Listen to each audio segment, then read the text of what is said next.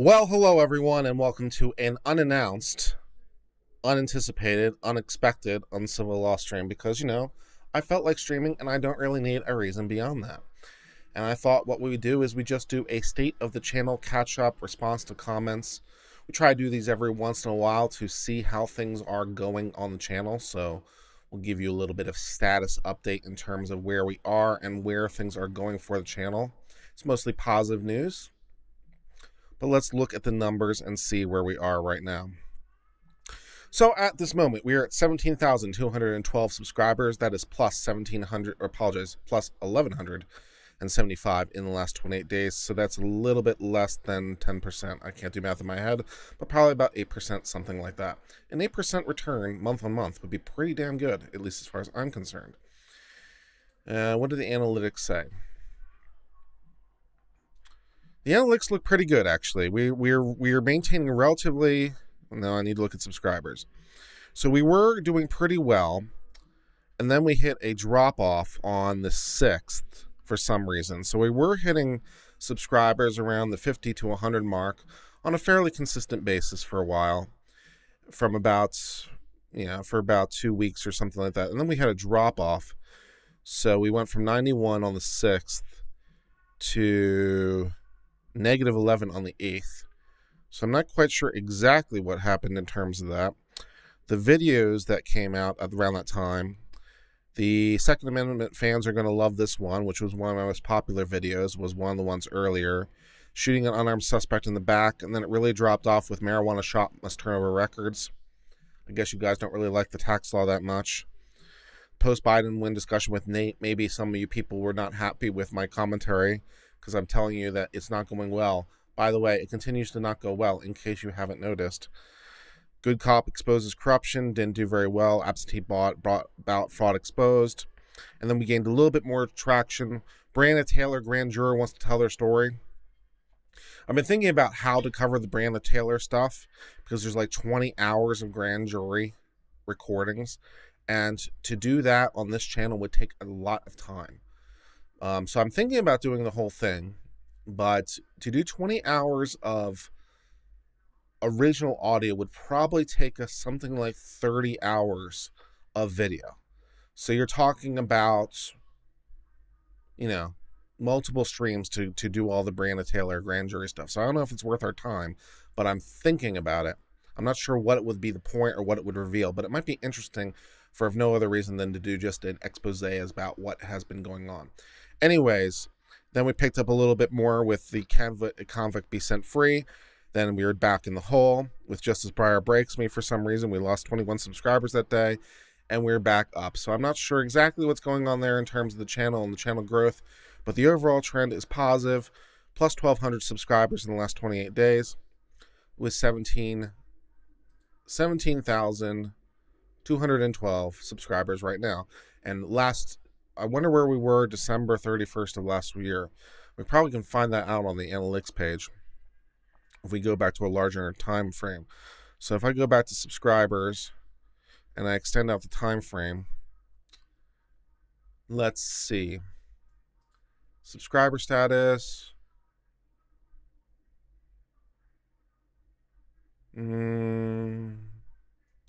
That's not what I want.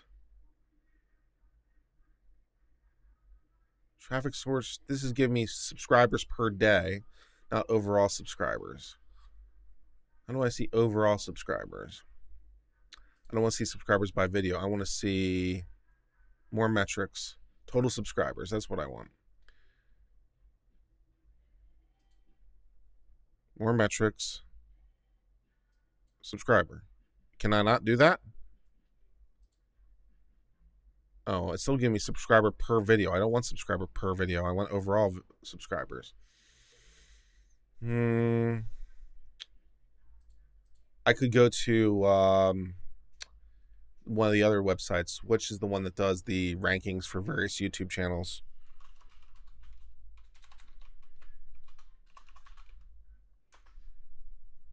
Social Blade. Yeah, let's check out Social Blade and see what Social Blade. And apparently I can't get to it because I'm behind a VPN, so it won't let me get there to see my numbers. That's super annoying. Well, in any case, I think we're doing very, very well overall. So I'm not sure exactly why we are losing subscribers, but that's where we are. But we're doing okay.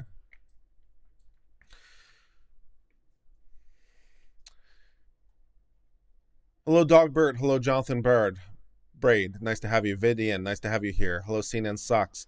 Joe's Mead, nice to have you. MMR Renegade. MMA Renegade. I figured it out. Thank you. Little Cynical, nice to have you. Dogbert, SAF lawsuit filed against New York City. I saw that. Do you think Scots will finally take it when it makes them? I don't know if they'll take that one, but I think with Amy Coney Barrett on the court, the odds of them taking Second Amendment cases have improved. I'm not licensed to practice in Tennessee, no. What do I think are the chances that Trump stops certification enough states to drop Biden below 270? I think the chances are 0. Prime Facial, nice to have you here. Dokar No Tech, nice to have you here. My Midorian Emmys. Keep in mind the borking YouTube will do to your subscribers. That's a fair point. Hey, Hettinger, things aren't going that badly. Your fault for being right. You know, I just try to give the best commentary I can, whether or not I think it's going to necessarily please people.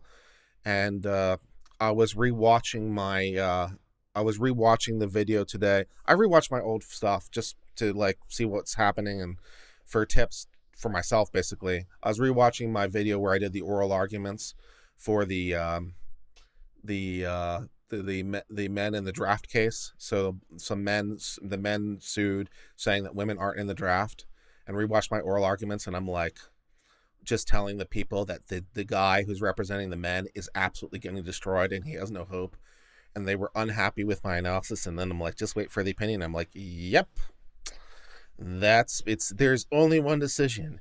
It's really easy. This guy's getting destroyed.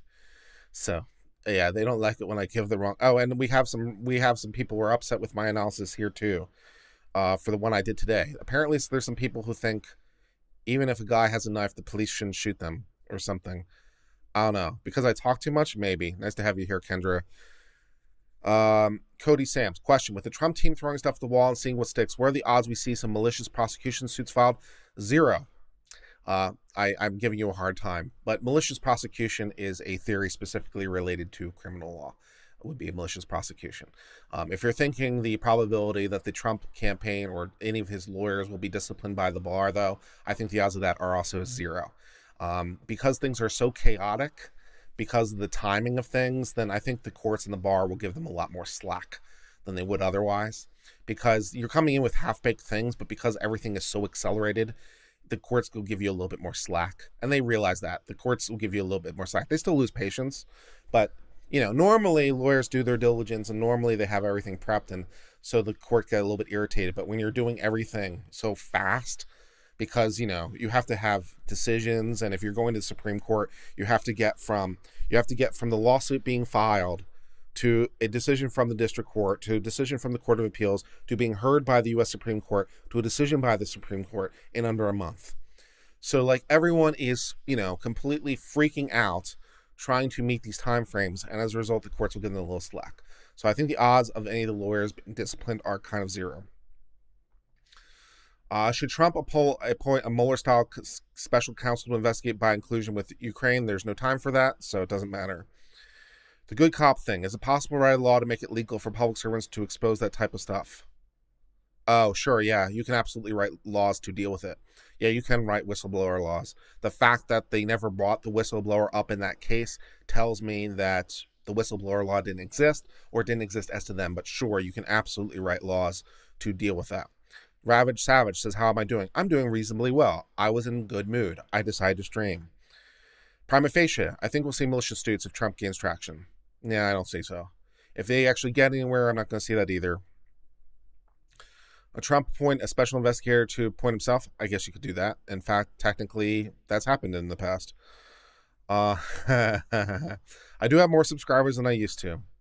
Do I know anything about the Billy Mitchell lawsuits? A little bit. I've been reading it. I read the what was it? The motion. I read the SLAP decision from the California court where they denied the motion to dismiss for the anti-SLAP.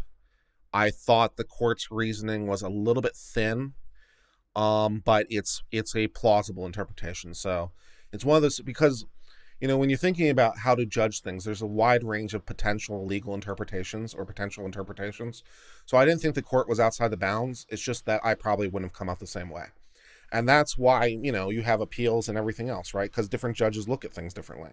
So I looked at the court's opinion, and I looked at the way they analyzed the factors, and I'm like, okay, I see how you came to that conclusion. I just don't agree with it. I would have come out differently.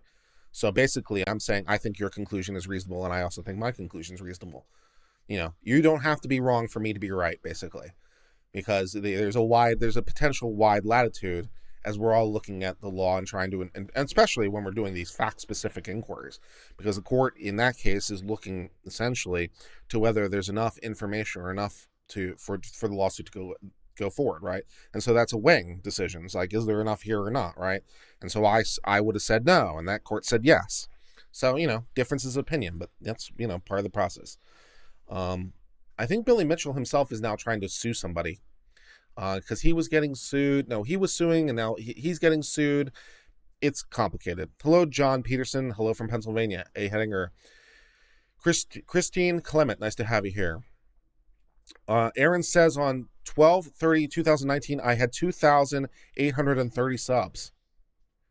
2,830 subs on the end of the year last year.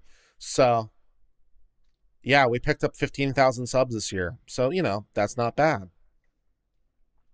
Why do dead people only vote Democrat? Those rumors have been, to the best of my knowledge, dismissed. One of the reporters polled like 150 random people, and they didn't find any dead votes. There are not dead votes there. Also, as I pointed out in a stream with Nate Brody, there is a division of authority on state law. The states get to be the people who choose the time, place, manner of elections. So some states will count the vote from dead people if they cast the vote before they died, and some states won't. So do you have to still be alive on election day for your vote to count? I mean, you're not talking about a lot of people, so it's not like it's going to change the margin of error. But some states will count your vote if you died in the interim, and some states won't. But to the best of my knowledge, there has not been any. There was the allegation of like 10,000 dead people, and that did not actually come to be. It'd be nice if the police were trained and had tools to take someone down with a knife without shooting them. I don't really see this. I mean, it's just basic self-defense law, easy. The basic self-defense law 101. Someone is posing an imminent threat of death or grievous bodily harm to you. You have the right to engage with lethal force. I mean, it's just self-defense law 101. You come at me with a knife, I have the right to shoot at you with a gun. It's really not complicated. This goes well back into common law. It's really easy. So, you're coming at me with a knife with aggression, I can shoot your ass. It doesn't matter if I'm the police or not. It's classic self-defense law. Yeah, it's like, people are upset about that. Even a civilian could shoot the knife-wielding assassin running towards them. Yeah, it's really, really easy. Even in like a stand-your-ground state, you would, or even in a state where you had a duty to flee, I think you would still be in the clear, because even in states where you have a duty to flee, you only have a duty to flee if you can do so in complete safety. So if the guy is already advancing on you with a knife, I don't think that you can flee in complete safety because he's going to stab you in the back. So even in states where you have a duty to flee, I think you're probably in the clear. Doing things correctly is overrated, says Vignictius Prime. Probably. Opinions on United States versus Safe House. A case asking if a safe injection site is legal under federal crack house statute. Is argued today before the Court of Appeals for the Third Circuit, so no opinion. I'm unfamiliar with the case. I'm unfamiliar with the fact pattern. I'm unfamiliar with the federal law. So, of course, I can offer no opinion. I don't know that particular law. I don't know them all. If Trump doesn't get back in, what do you think the Biden-Harris administration will do to Trump? I don't know. Trump has some pretty outstanding legal defenses for anything he did while in office.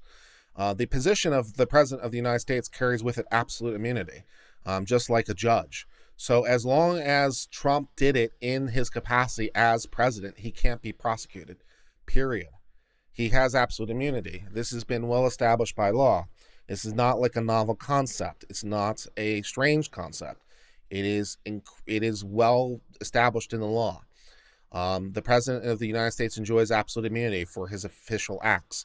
So you would have to, in order to prosecute him for anything he did in the last 4 years, you would have to argue that he did it not in his official capacity. And, given the wide range of things that the president of the United States has in his capacity as the head of executive branch, good luck with that is all I have to say about that. It's not clear that, for example, obstruction of justice. It's not clear that it's possible for him to obstruct justice because on a theoretical level, he's the head of the executive branch. So he can't obstruct justice because he's the one to execute justice. And even if he could obstruct justice, it doesn't matter because he has absolute immunity for his official acts. So if he tells them not to investigate, then that's an official act. So even if it was obstruction, it doesn't matter because it's absolute immunity anyway. So I think Trump's legal arguments for the last 4 years are kind of in the clear. His broader exposure legally is for things he did before he was president. So I don't know if the state of New York will be able to get him for anything he did as part of the Trump organizations that were running in New York.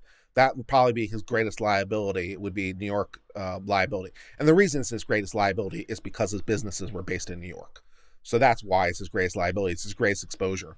The Trump organizations were based in New York. Their businesses were operating in New York. It was their principal place of business. So all the Trump charities, the Trump businesses, his greatest exposure is in New York as a result of that from stuff he did before he was president. But for stuff he did for the last 4 years, I think he's legally in the clear, or at least he has a...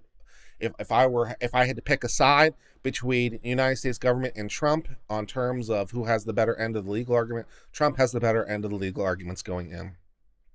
The United States government has one hell of a fight to try to prove that he did stuff outside of his official capacity, so the scope of the absolute immunity doesn't apply. Good luck with that. That's gonna be, I'm not saying it's impossible. I'm saying it's gonna be really hard. But, the United States attorneys are really smart people, so maybe they'll think of something. Let's see, where were we? Have I ever looked at the law going through the D.C. legislature that said 11 years old can decide to get vaccinated by themselves without parental knowledge? I have not seen that law, no. Yeah, Vignicius Prime points out, what is the difference between a winner and a loser in a knife fight? What is the difference between a winner and a loser in a knife fight? You know what the difference between a winner and a loser in a knife fight is? This is a classic, by the way. The loser in the knife fight dies immediately. The winner in the knife fight dies on his way to the hospital. That's the difference between the winner and a loser in a knife fight. Knife fights are brutal. Hank Fox points out it's Hollywood. Yeah, people have seen too many disarms. There's no tool or mouth skill to make a knife anything less than lethal threat. And when you're talking about those kinds of distances, you can make a pretty credible argument. I mean, obviously, you can make a credible argument going the other way, but you can make a pretty credible argument at those kinds of distances that the knife is actually a more lethal threat than the gun. So, I mean, you're assuming that these people are skilled. So, would a skilled pistol shooter be better able than a skilled knife fighter when you're talking about those kinds of distances? You can make a pretty credible argument the knife fighter's in a better position. Cody Sam, some states will count your vote if you died after casting it. Yes. I mean, the only state that makes a difference is Florida. Yeah, it won't make a difference very many. It goes back further than the country, yes. Possible path for Supreme Court for any Trump campaign suits. The only one that really has any chance of going to the Supreme Court right now is the one dealing with the votes that received after Election Day in Pennsylvania. You're talking about less than 10,000 votes, though, and it's a very technical legal issue. So if I had to bet, the Supreme Court won't get involved because it won't flip the election, and so why enter the fray? One of the nice things about being the Supreme Court is you can choose what cases to hear. So, if you're talking about less than 10,000 votes and it won't change the outcome, why bother? So, if I had to guess, the Supreme Court won't even get involved. If they do get involved, it's a very technically interesting issues. But you're only talking about 10,000 votes anyway. How hard do I feel it would be for a state legislature to pass laws against gun rights if the state has a strong Second Amendment protection in its Constitution? Well, that's going to be an extremely complicated question because I have to go interpret the state law. And I don't know what that is in Arizona. And I don't know even from the language. I have to go actually look at the case law. And the reason I say that is because you can have literally the exact same text in two different places. It doesn't mean they've been interpreted the same. So even if the Arizona Constitution contains literally the same exact language that Second Amendment does, it doesn't mean it means the same thing because it's being interpreted by different courts. So how hard would it be based on what is in the Arizona Constitution? I don't know. As a very general rule, though, and there are many, many exceptions, but as a very general rule, most states, when they have language that's identical to the federal Constitution, interpret it the same way. There are exceptions. Your mileage may vary. Fleckus went through dead people voting on his channel. I'm sure there's a question about whether they actually counted, but they got dead named people's names. They could have done others. Yeah. Eggshell Skull Defense, that's funny. I have not read through the entire United States Code. No, that would be pretty hard. He can't be prosecuted, but Southern District of New York is going to try. I'm sure they will. I am, in fact, single, yes. Federal law and the United States Supreme Court ruling allow for cross-gender strip searches. Generally, yes. However, some states bar the practice. Can a plaintiff sue at the state level for civil liability? If it's a violation of state law, sure. Regarding absolute immunity for the president, doesn't Nixon versus Fitzgerald say the president could still be criminally indicted for acts as the president? No, I don't believe so. Follow-up, absolute immunity is only civil, just like qualified immunity. No, absolute immunity also applies in criminal context. Qualified immunity does not. Absolute immunity does. Joseph Mead says, yep, and overzealous prosecutors can make your life suck. Yeah. Some guy says he thinks I'm great. Thank you, some guy.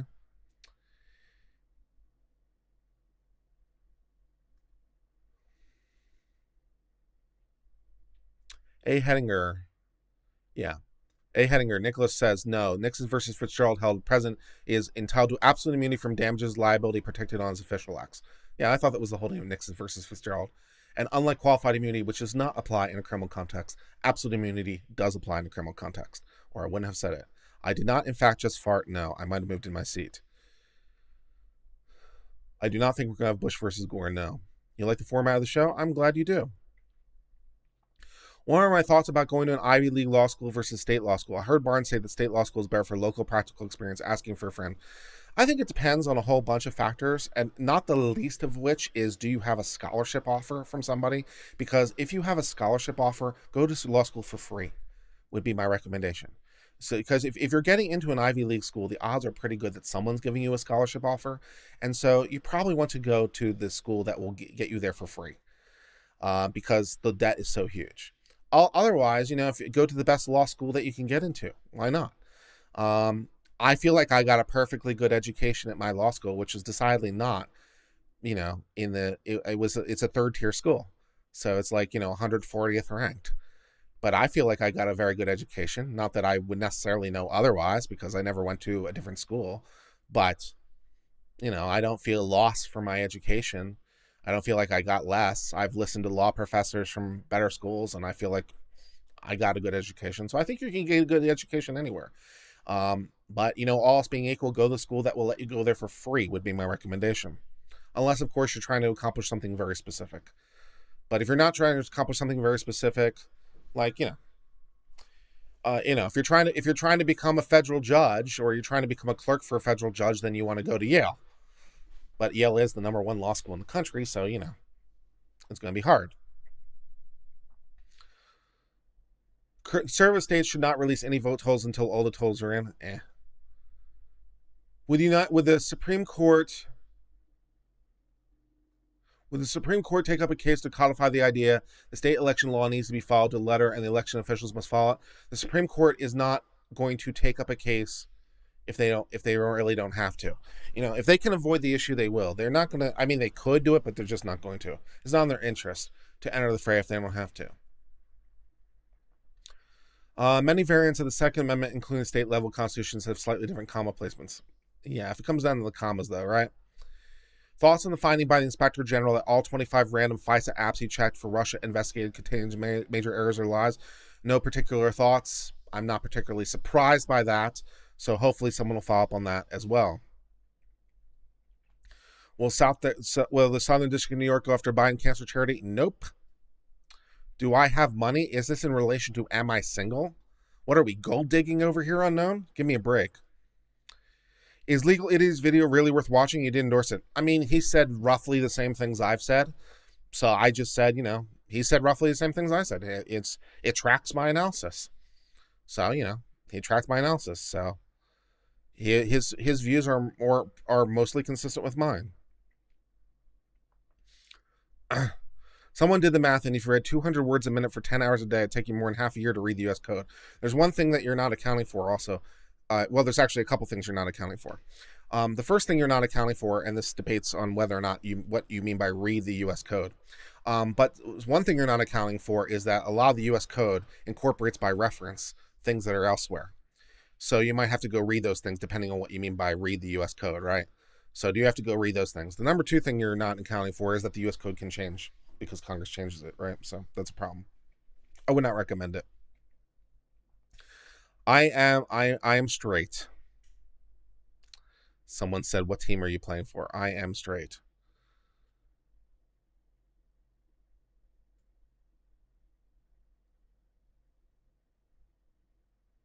Free is good. We like free. I'm glad. I have not been disbarred. No. I have not been disbarred. I am still a licensed active lawyer in the state of Virginia, or Commonwealth for Virginia to be more proper. I went to first tier. I'm glad you did. That's awesome. I hope you had a good experience too. Will Trump's executive order from 2018 impose sanctions on the media for interfering with the election? I don't know enough about the particular executive order to comment. Also, when Biden comes into office, presumably he'll repeal it if it's going to be a problem.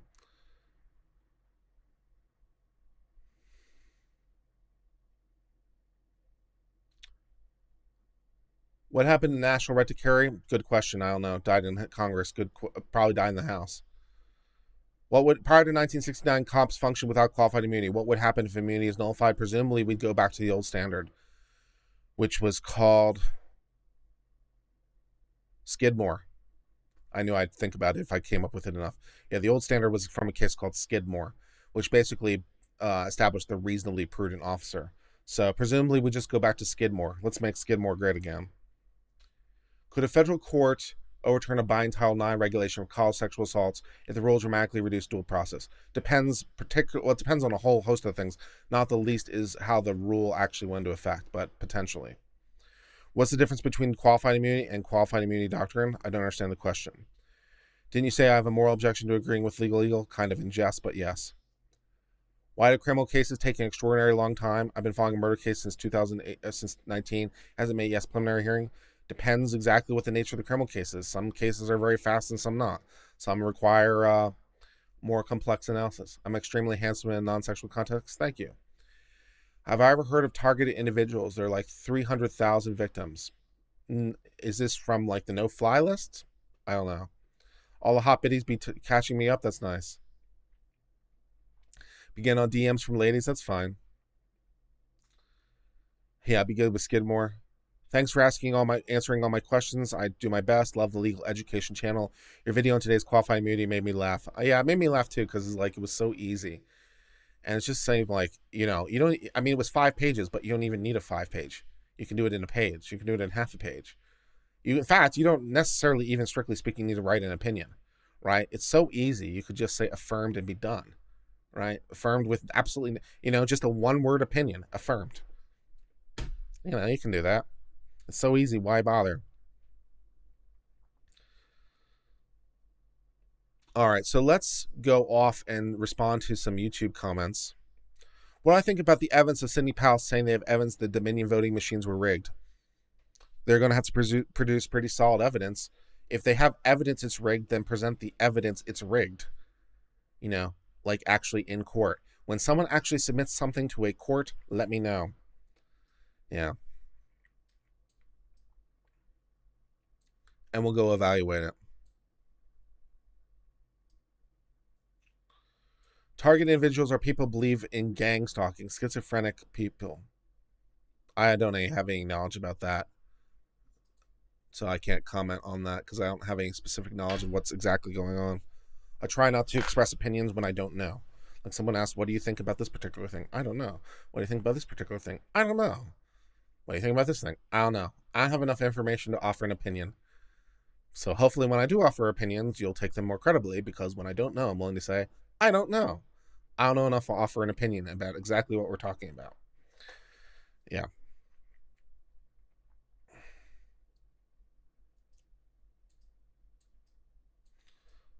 Which court do they present it? What? The voter fraud allegations? Presumably the states in which the voter fraud occurred. It would depend what the nature of the evidence is. But if they have evidence, they can offer the evidence in every single court that is relevant. So, I mean, because it's on a state level. So if they have evidence, then they can offer it in every single state simultaneously. Because every single state would be an independent lawsuit. Until someone consolidates it, which seems very unlikely under this fact pattern.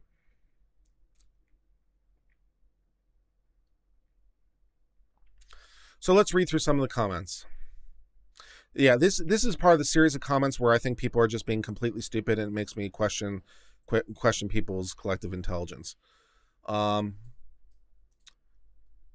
Question: why did the officer not use other than lethal force, like a taser, pepper spray, or baton, in response to a guy advancing on them with a knife? Why did he fire twice? What kind of question is this? He did have time to stop the man before he's close enough to hurt someone using other means. What? With a guy with a knife? Really? I doubt the answers would change anything, but I can understand why someone would be questioning the actions. You are an idiot.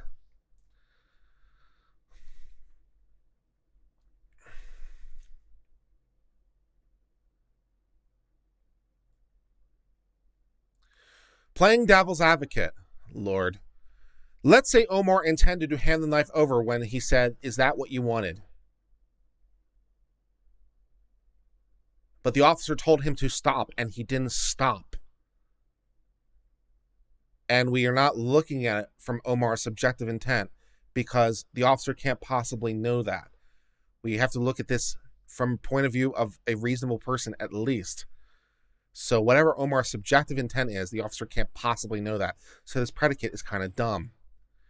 And the officer yelled, dropped it, and fired 3 shots, missing with the first one, but hitting the other 2 in about 1 second, as it is mid-step towards the officer. What are with these questions?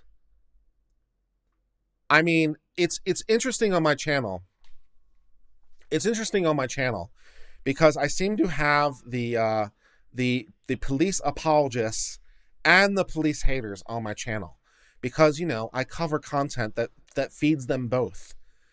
And seeing the comments from the police apologists and the police haters in my comment feed is endlessly hilarious. Because these guys are stretching beyond all bounds to hate the police. And then I have the people, so I have the police can do no wrong people, and I have the police can do no right people. Here's an idea. Maybe the police occasionally do right things and occasionally not, and we should look at them in a more fact-specific way. And then I got people accusing other people of being bootlickers. Whatever.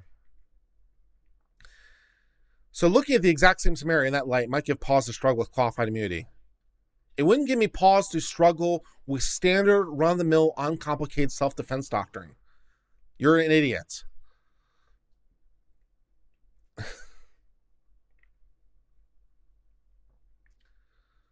Unknown in my chat says, F the police. Again, just look at it from the position of any reasonable person. A reasonable person can respond to deadly force with a knife. If you're saying F the police even when they're being threatened with a knife, I don't know what to tell you. You may have a bias.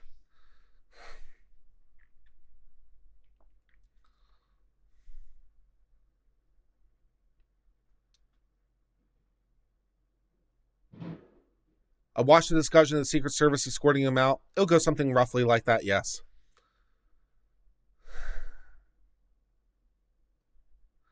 His analysis tends to be only true if he concedes with his bias. I only give him credit when I see otherwise, but I'll never watch him again, so it won't happen. I mean, fair enough.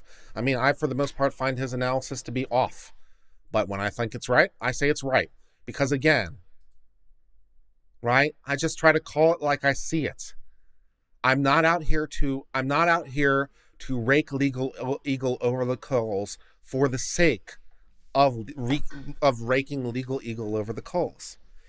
In my view, for the most part, he's off.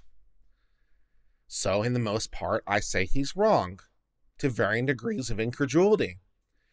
In this particular situation, however, I found his analysis to be spot on, and I said so, because I'm just calling it like I see it. Now, most of the time, I think Legal Eagle is a bit of a hack. On this particular occasion, I thought Legal Eagle was basically right on. And so I said, I think Legal Eagle is basically right on. Because that's what I genuinely thought. I'm just here to give the best analysis I can, whichever way it goes. And if it goes, yep, Legal Eagle's right, then I'll agree with Legal Eagle. And if not, I'll disagree with Legal Eagle. I know. I don't know why this is so strange or so complicated in our times. Maybe it's because of division or something. I don't know why this should be such a strange proposition that I would actually look at it and say, do I agree or not?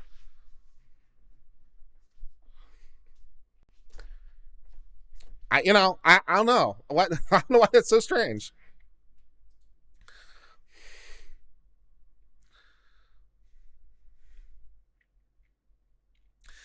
Someone asked, I'm only asking out of curiosity, but if you're in court, are you allowed to wear the hat and suit? Okay, my understanding is in Texas state courts, I'm not so sure about the federal ones, but you can wear the hat. I wouldn't necessarily recommend it. Some judges are really finicky about what you wear. And so if I were actually in court, I'd be wearing a white shirt, because some courts out there actually still require it. There's some real old school judges out there who get really pissy if you wear anything other than a white shirt. So to save the hassle, and because it looks good anyway, I'll just wear the white shirt every time. So, yeah, I wouldn't, yeah.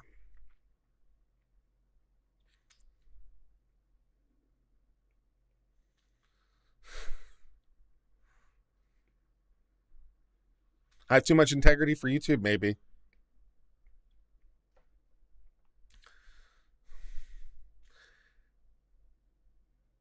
It sounds like a clean sheet to me, but I'm failing to understand why you think it was a problem the court was verbose. I didn't necessarily thought it was a problem. I just thought it was a little strange. And maybe I was reading too much between the lines, but I thought it was a little bit problematic. $20 from Overton Windex. Nice line. Something I've been interested in. Can you talk about the bit of the complications of acting in self-defense from a aggressive police officer who has you in a legal stop and is holding you at, say, gunpoint? Wow, that's pretty complex. But you should comply with the officer's request. There's a lot of different case law on this point, but there are some states that will allow you to resist an unlawful arrest. I would not recommend it in any case, but if the police is acting unduly aggressively, you should just comply with their commands. Would be my recommendation, because you may want to be right, but it's probably better to not be dead. So my recommendation is, in the event of a police officer giving you commands, even if they're in the wrong, follow the commands. Deal with it later. Don't be dead. And then this guy was fun. I was having discussions with him on my chat for a while. This guy says, I disagree with my analysis of the cop. Cops apparently ignored the rules of engagement. No, they absolutely did not. What are you talking about? You don't shoot to kill a knife wielder right after a warning shot.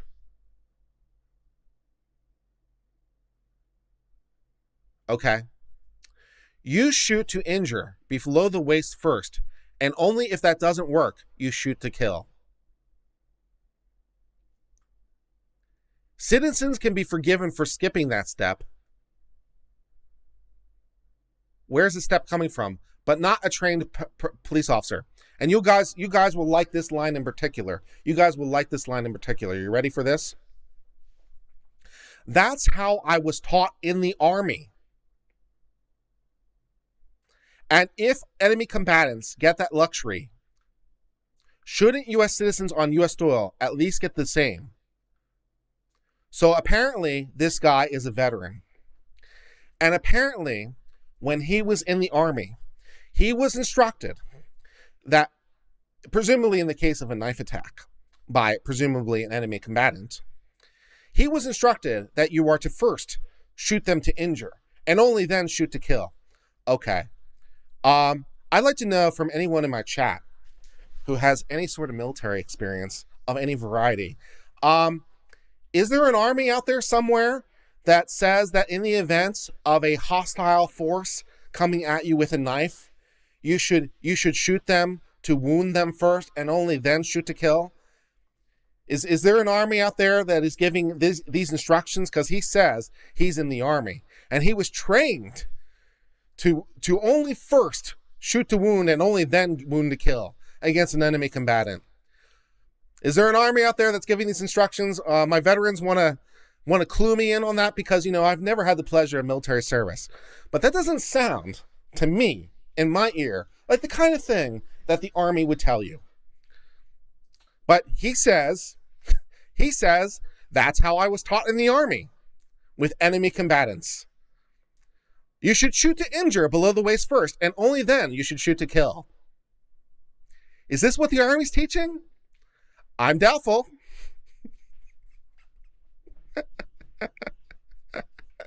I'm doubtful. Oh, man.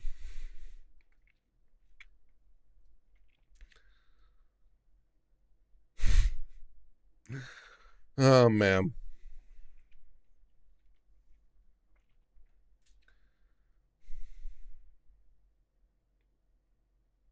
Oh, this is good. So this guy was giving me a hard time too. Corin over here was giving me a huge time too. The Army can't even shoot in self-defense? I'm pretty sure they can. Against an enemy combatant? I'm pretty sure they can. I'm pretty sure the rules of engagement allow you to engage in force against an enemy combatant who's currently trying to do you harm.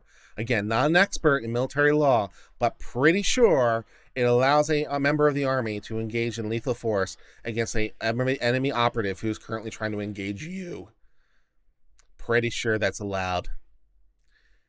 This guy says, I'm of the mindset that a public official killing someone, even if that person is intent on doing that official harm, is a violation of the Constitution. Nowhere in the Constitution does it allow for the state to execute anyone without due process.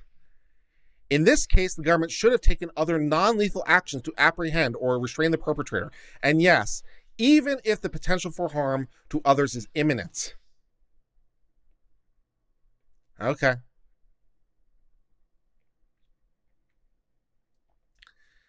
Then I simply remind him that that's not actually the law. In fact, a knife is in fact a deadly threat. A person, police officer, or civilian can respond with imminent threat of lethal force. And then he goes on a long diatribe.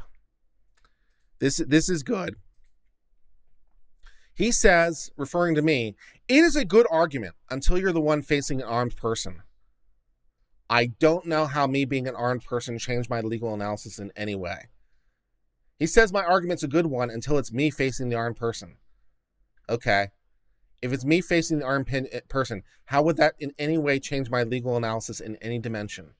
I don't know. As for the due process argument, I think you need to define due process as a multi-step thing.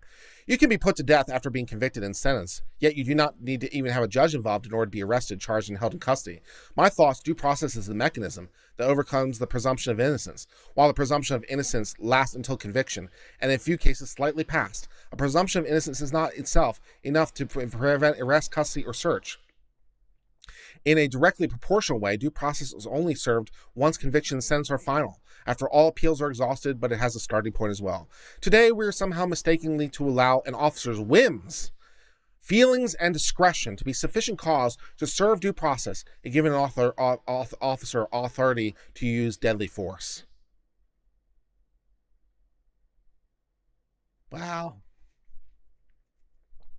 I know Uncivil and others will agree that's not true. It is not true. It has never been true in the history of time.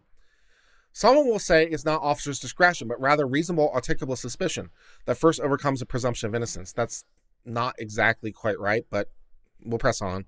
Others will say mere cause does not authorize lethal force. Who says that other than you? I suggest reasonable articulable suspicion is so subjective, ambiguous, and lacking oversight. It's truly at officer's discretion. It's pretty low standard, so it does allow a lot of latitude. I challenge anyone to me to show a law or method that limits this from being true. it does occasionally happen the courts do strike it down for what it's worth. They do occasionally not find it. It's difficult, but it happens. Just like the speed limit is the law without catching every speeder, it really is nothing but a guideline and a suggestion. Wow. When authority to apply force, such as giving lawful command, exists, there is no other limit other than guidelines to determine the degree of force except officer's discretion, which is given preference in every court. This is just basic self-defense law. It's not that complicated. Hence why we see handcuffs used when not necessary. People are being tackled, thrown down, pushed around. Take a standard of cause that is defined as less than probable but more than nothing and add it with a limit of force at discretion of the officer, only subject to review well after the fact, and rarely if ever questioned on the scene by any other officer or superior, and it's pretty dangerous. This guy has even more to say. He has not continued his diatribe. He is not finished. I believe the Constitution is quite clear that only probable cause is sufficient for government interference or authorization of force in any degree in order to overcome a reasonable presumption of innocence. I'm just going to tell you right now that as a matter of law, when a guy is approaching the officer with knife in hand and the officer says stop and he doesn't, that absolutely qualifies as probable cause. No problem. And one of the reasons I know that, incidentally, is if in some alternative universe, for some reason, the guy didn't get shot and then ran away or something, could I, as a police officer, get an arrest warrant based on this? So could I, as an officer, if for some reason he escaped, whatever, if some reason he escaped, could I go to the judge and say, I'd like to arrest this guy? The judge says, why? Well, he was trying to assault a police officer. What's your probable cause? Well, I was standing there as he approached me with knife in hand and I said, stop, and he didn't stop. That's probable cause. That one you can get a warrant for, no problem. But even so, an officer who has probable cause may seize, arrest you, and search. Yes, and for what it's worth, being shot technically qualifies as a seizure. The standard of cause that satisfies due process is, my understanding, sufficient enough to authorize force to be applied to compel compliance. You can't really expect anyone to arrest you if you're not allowed to use force to do so. Everyone will just walk away. And whether it's giving commands or grabbing an arm, once force is initiated, it can only be successful so long as resistance is overcome.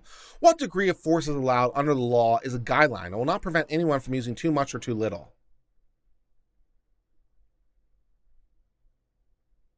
There may be consequences after the fact. Yeah. But there are no consequences until after the fact, which is kind of true of law just generally. The law doesn't punish you in advance.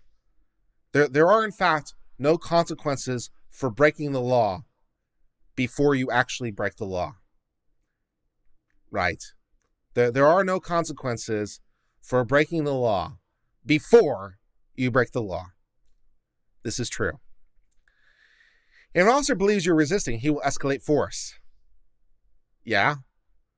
And an officer believes the safety of himself or others is threatened, he will escalate force. Correct. The only determination factor is the degree of force used is ultimately the officer's discretion. It's also informed by law. A court may later rule for or against the officer, but that is a remedy for something that's already occurred. That's kind of just law, period.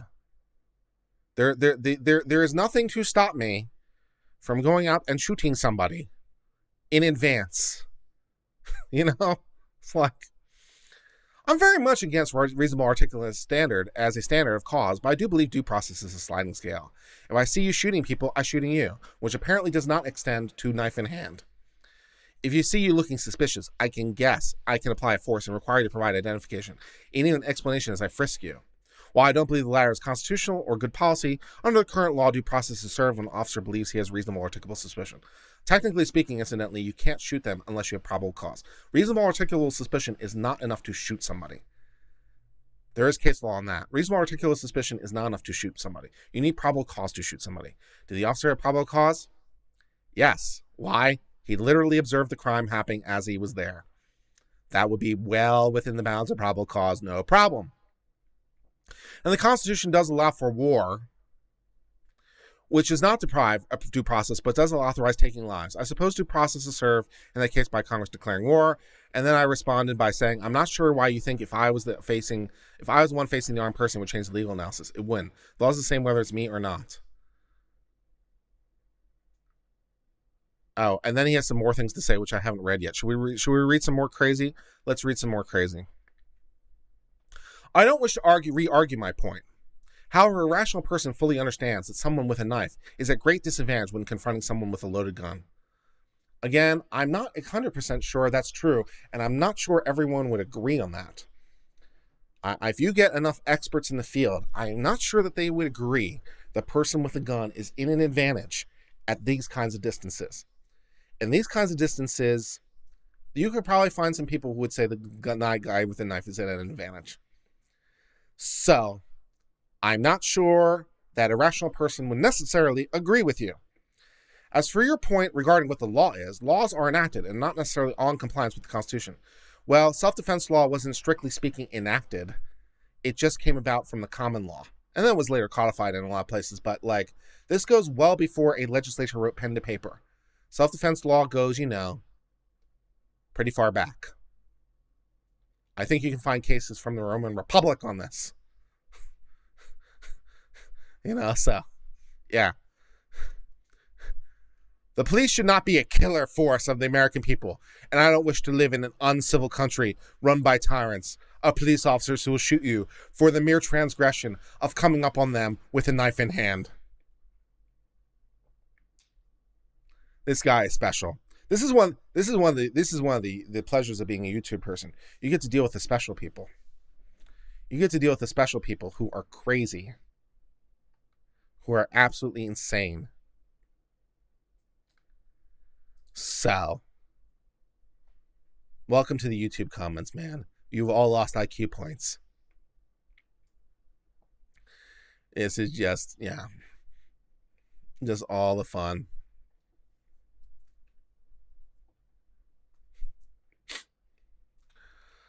Ah, man. Where were we? Some more people.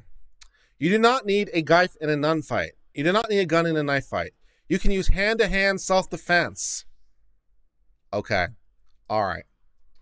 This guy says you don't need a gun in a knife fight, so you can use self-defense. Okay. Everyone in the chat. I know some of you probably don't have much training or experience, but what do you think? Do you think the hand-to-hand is going to be a good idea in response to a knife fight? You shouldn't need a lot of brain cells to realize this is not necessarily an optimal scenario. But he thinks you can go hand to hand with a knife fight guy. Wouldn't recommend it. Or a taser. That's your first choice after verbal warning does not succeed. And then I point out the obvious. A knife is lethal force. And, that seems pretty easy to me.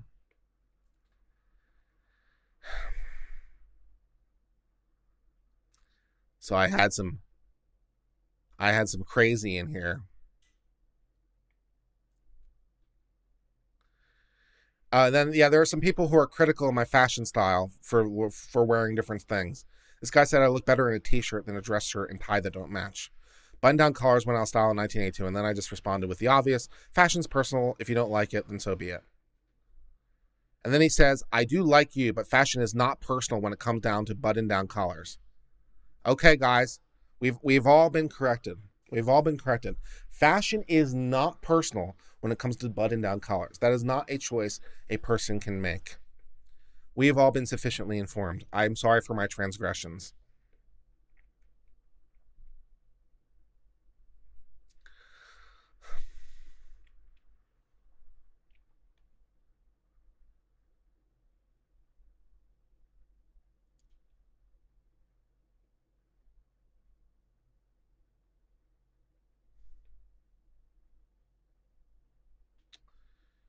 This guy on the PA ballot controversy, the PA State Supreme Court severed the explicitly prescribed delivery date.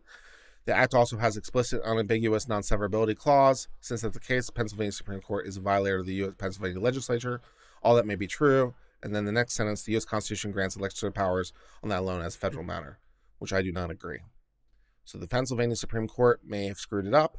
They may have defied the law, but I do not agree the federal courts can fix it because it's a principle of federalism. So I don't think they can fix it. But that is my opinion. If the Supreme Court takes the case, I suppose we will find out if I'm right. Boomhauer says, I hope you're doing well. I'm doing reasonably well, thank you.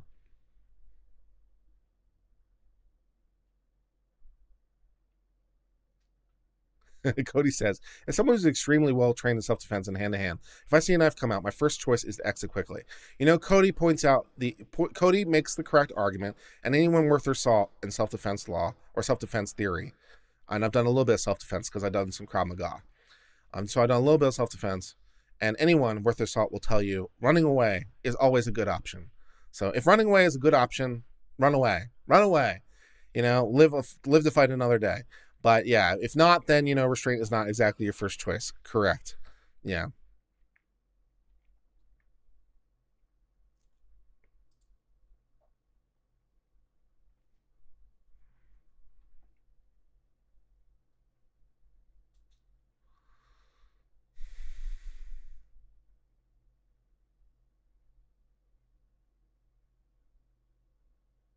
Okay, so this guy completely misunderstood a comment. This is also a problem of being a YouTube guy. You think you're clear, and then people don't understand you.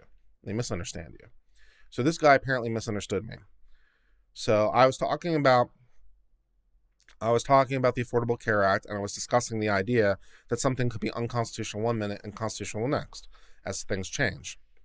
And so he says that I broke him when I suggested unconstitutional law could become constitutional. It can. Facts might change. Circumstances change. What's constitutional one minute might be unconstitutional next. It might change. My understanding is if it's deemed unconstitutional, it'll be struck down. Well, strictly speaking, it's not struck down, but it doesn't really matter. It's just inoperative. If struck down, there's no provision for it to come into effect a year is struck down constitutional. And I said you misunderstood what I said. I was trying to express constitutional because constitutionality is fact specific. And determination of constitutionality could change as facts change. Correct. Well, I didn't misunderstand what you say, but I get your point. If you read between the lines, Breyer doesn't sound as crazy as his words sounded. I don't know, he sounded pretty crazy.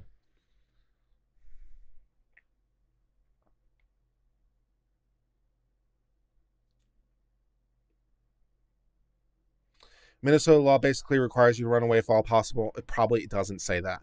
To the best of my knowledge, every state that has the duty to retreat the duty to retreat only applies if you can do so in complete safety. And so I would argue in this situation, you cannot do so in complete safety, but your mileage may vary, but it's usually you have to be able to, you only have a duty to retreat if you can do so in complete safety in the states where you have duty to retreat. Do you share Rekieta's law idea that Marbury versus Madison is stupid? I don't know his idea. I don't know what Nick Rekieta's idea on Marbury versus Madison is, so I can't speak to my agreement or disagreement with him. But I think it is correct. I think it was correctly decided. The United States Constitution says that the U.S. Supreme Court has jurisdiction to hear all cases and controversies on issues of law or equity, right? So it doesn't really say judicial review as such, but it does say that they have the right to hear any case of law or equity, emerging out of the federal laws. And so to my mind, the Constitution is a law. It's the supreme law. In fact, the Constitution itself says it's the supreme law. So it's a law. It's the supreme law. And so basically all you're doing when you're striking down a provision in a statute, all you're doing is saying, well, this law conflicts with this other law, and then which one wins? So it's a conflicts of law rule. So you can actually do this within statutes. We have rules for this too, right? So if you have statutes compete with each other, there are issues on how to deal with conflicts of law, because statutes sometimes conflict with each other, and so how do you deal with conflicts within statutes? And so you have some rules that apply. As a general rule, the more specific overcomes the more general. As a general rule, the newer overcomes the older, right? So you have rules dealing with conflicts of statutes, conflicts of law. And so for me, saying something is unconstitutional is just another rule in the conflicts of law rules. It's just another rule. And this rule says if the Constitution is the supreme law and everything else is the inferior law, then the supreme law must win. So I give the deference to the Constitution because it has legal priority over the statute because the Constitution says it does. And so that's just a legal determination. It would be similar. It'd be similar. Yeah, it would be similar if I was striking down a regulation as inconsistent with the statute. Statute beats regulation. Constitution beats statute. So, to me, I thought Marbury versus Madison flowed very well from the text of Article 3. If the Supreme Court has jurisdiction over all matters of law and equity, and then the question is, what is the correct legal interpretation? And you have conflicts of law, which you do, and you have a rule, which one wins? And the rule is the Constitution wins because it's the supreme law, so it has priority. So, to me, it flows completely naturally. So, I don't know what Nick says, but I thought it's correct. So, that's what I think. Do I think the Supreme Court has too much power? Generally, no. I think it's about right in balance.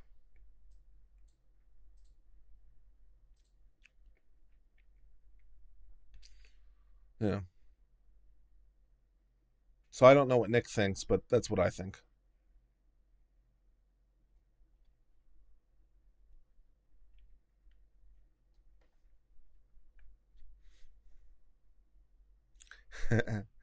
Someone said, couldn't we sue them under the corporate law if we're in the government? And I said, the government's not a corporation. I do have some soft sits that pop up every in a while.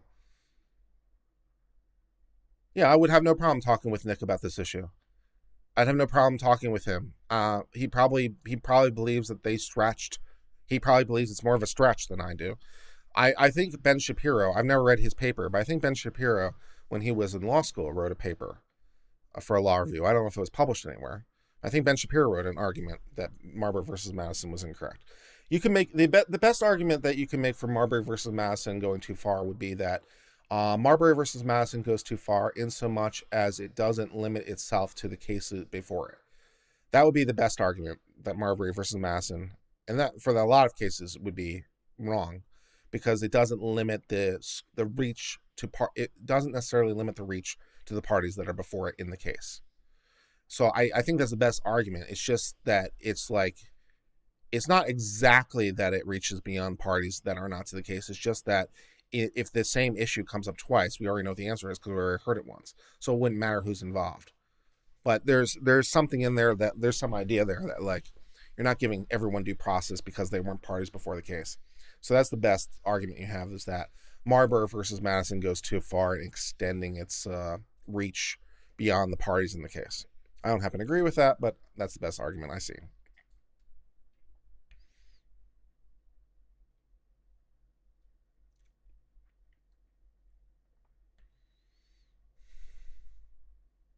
I'm confused by the inevitability argument. Wouldn't it be saying we already have enough to convict, therefore we don't actually need evidence anyway? It's not exactly what inevitability is in that search and seizure case. It's just saying we know what it is, so you're not revealing anything by telling us. So you don't have a Fifth Amendment interest. And in response to the Supreme Court, I understand why there's no C-SPAN, yeah. Does the U.S. not have an Act Interpretation Act? Sure, it has lots of Act Interpretation Acts, as a matter of fact.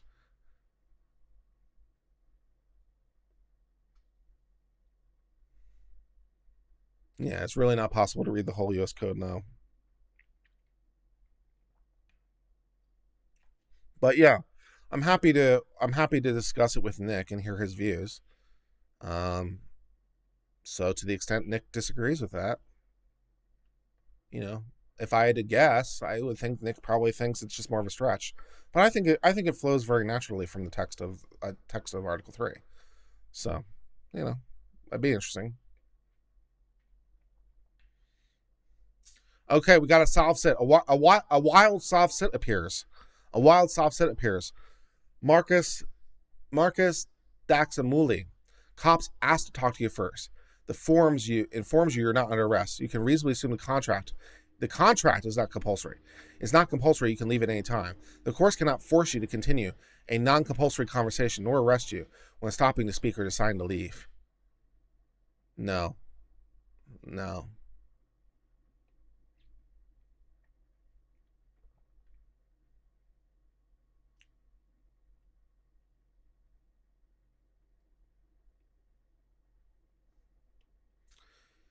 Sounds to me like your reliability is decided based on whether what you're saying, what the authorities want you to say.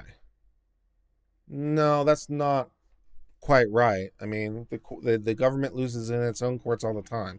So reliability isn't based on whether or not you're saying what they want you to say. It's based on, do you have like any evidence at all? So I disagree with that. The government loses in its own courts fairly often.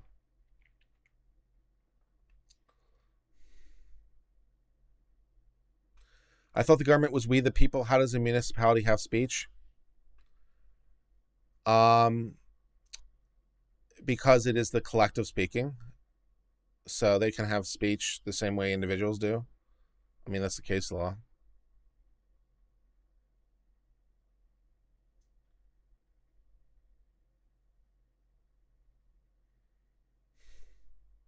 Okay. This was a cute comment I liked in response to the Breyer thing. And Breyer with the should and shall. I thought this was a particularly sharp comment. So this guy, Jonathan Tabor, said, Second Amendment doesn't say should not be infringed. It says shall not be infringed. Shall is much different than should. So I said, that's a nice spot.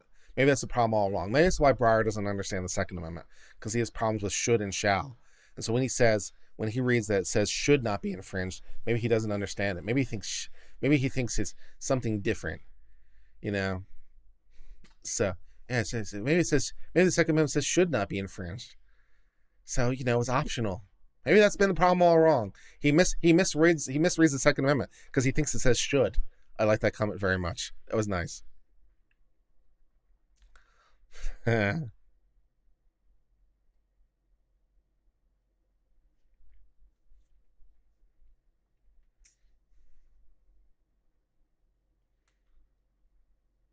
was recorded after they replaced RBG.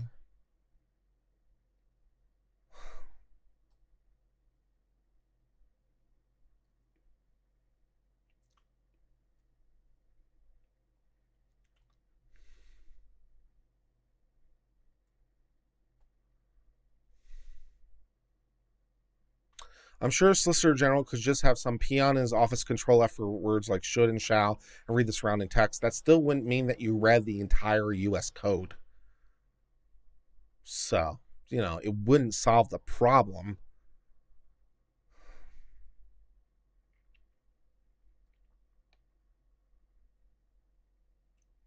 You're going to play the going rate for Kilsmer versus Dover? Okay. Does should have a legal meaning? It has the same meaning that it does in English. It would be nice. It's a moral suggestion, I suppose.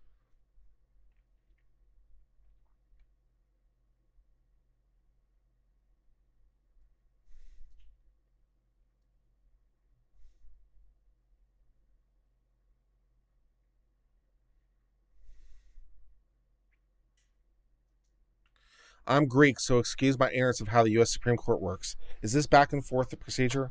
For oral argument, yes. Whoever brings a case, the Supreme Court makes a case for their side, and the justices use the Constitution as counters, make examples to see how the other side can defend itself. Well, the justices ask probing questions. They often play devil's advocate, so they often ask questions like they are the other side, or they'll ask clarifying questions. But yeah, it's a very interesting and thought-provoking dialogue. It can often be, if you call it a dialogue, but it's hard to draw conclusions on whose side I'm on more. Yeah. The oral arguments are a fairly small part of the process. They're like 5% of the case. Most of it's in writing, but it can be informative. So,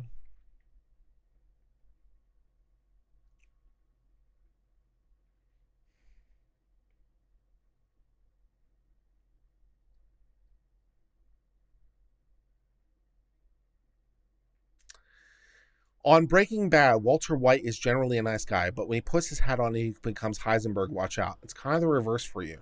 Put that suit on and you're Mr. Polite. Lose the tie and Heisenberg is on the list. I'm not sure about the truth of that, but whatever.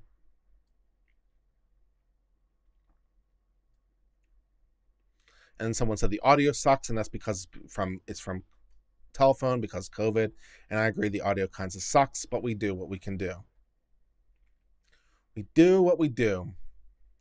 Recchietta says he read the entire U.S. code because, of course, he had to be that guy. Way to go, Nick. Why are the U.S. code books disorganized? They're not disorganized. They're organized. I'm not sure what you mean by disorganized. Maybe it's just not organized the way you think that they should be. But they're in titles and sections. I mean, they're organized.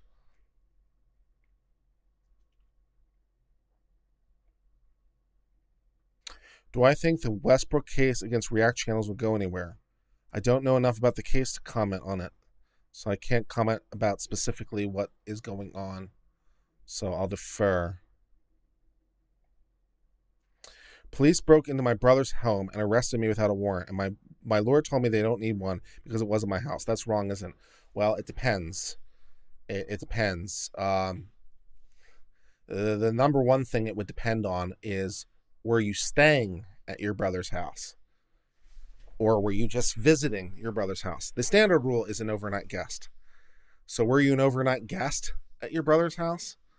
If you were just merely visiting your brother, so yeah, if you were merely visiting your brother, if you're merely visiting your brother's house, like one day in the afternoon or whatever, and they broke down the door or whatever and arrested you, you might have a complaint for the arrest, but you wouldn't have a complaint for the entering the home because it's not your home. You can only invoke your own rights.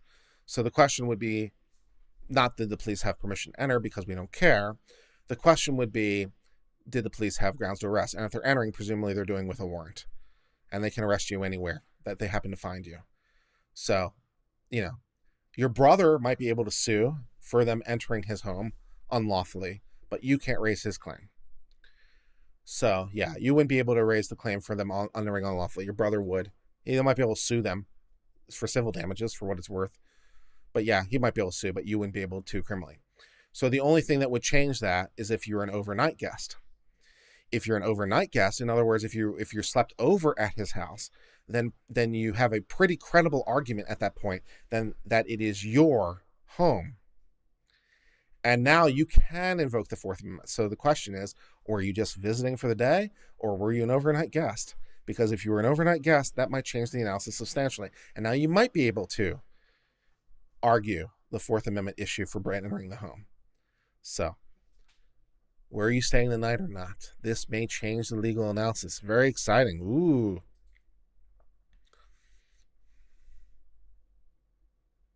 He paid you to clean. That is definitely not the same thing. That is not the same thing.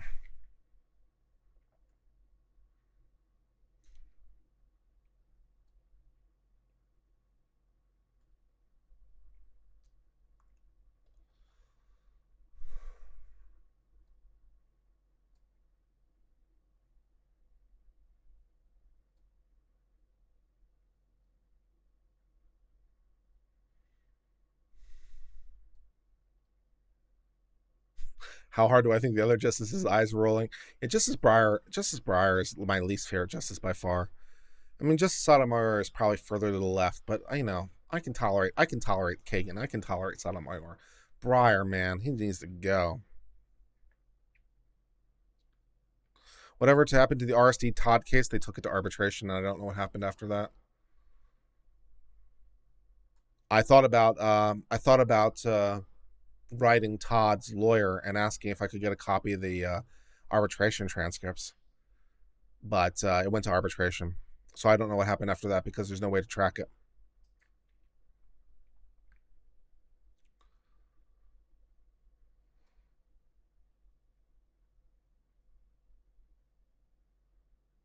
It's flexible on civil, reasonable expectation of privacy. Yeah, I mean it is, but the one that I said is the classic one. I mean, I'm not making this stuff up. But merely being paid to clean the house is not enough. At that point, you're just like you're hired help. You're basically an independent contractor, hired help. You're in no better position than a professional company would be in that position. So, that does not do enough. Can you send me a copy of the filing of the Westbrook case? Sure. You can send it to me on Discord. I might take a look at it.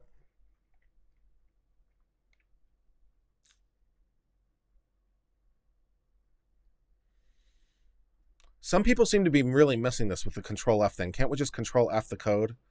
It still wouldn't mean that you read the whole U.S. code. So I'm not sure why people are like, well, why don't you just grep the U.S. code for should or shall? Why don't you just search for should or shall? The question was, has anyone read the U.S. code?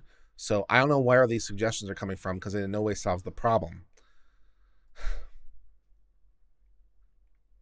And also, there might be a precatory phrase out there that uses some other transition word other than should or shall. So that also doesn't solve the problem.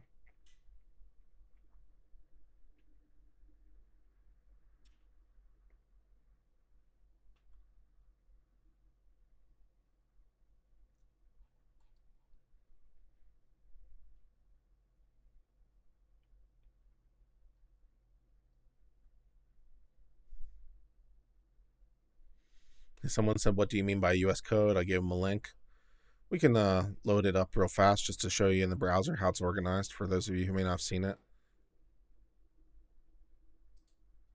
Just load it real fast. That doesn't look right on the screen. I wonder if I can change it so it makes it, yeah. So that's, this is how the US code is organized. So it's organized in various titles by various things. So you have these general provisions: Congress, the president, flag and seal the government, government employees, domestic security, agriculture, aliens, nationality, arbitrations, armed forces, Title 10, census, Coast Guard, copyright, patent law, 35 is where I live in my day, contracts, public lands, railroads. So that's pretty organized. Title 53 is reserved. It's meant for small businesses. So they're meant to, at some point, they've saved this for 53 to deal with small businesses. So they're going to pull things from various sections and reorganize them under 53. So they've reserved that for later. National parks, transportation, war and defense, national and air and commercial space programs, postal service, veterans benefits, crime control and law enforcement, navigable waters, labor, internal revenue code. Go read Title 26, understand the IRS code. So, it's pretty organized.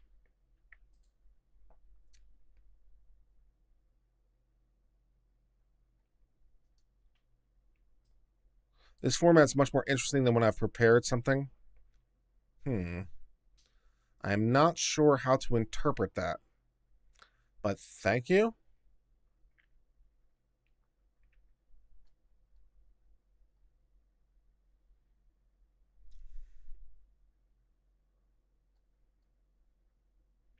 All shutdowns by governments are unconstitutional. Okay, yeah. My classic pro tip: you should avoid words like all or never, because it is rarely correct. All or never are words that you should avoid, because you run into problems like this.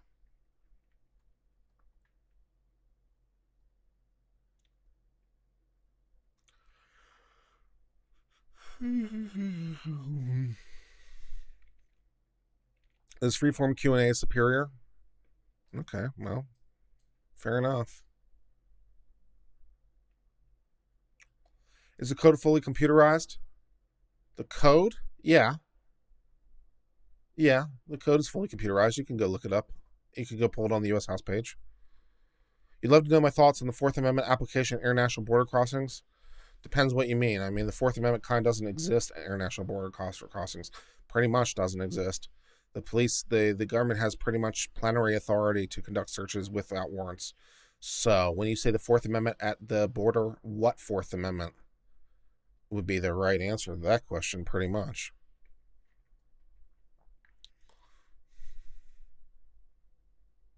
At least for the search of your stuff. There might be other Fourth Amendment interests beyond that for arrests or other things, but for the search, no problem.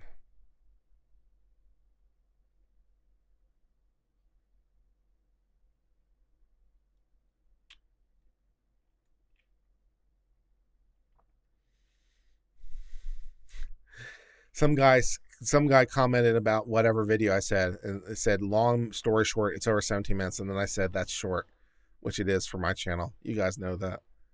17 minutes, that's not short. No, it is for us, guys. We take our time. Hello, Zarn Zero. Nice to have you here. A lot of defense lawyers and DEF CON lawyers have said that. Have said what?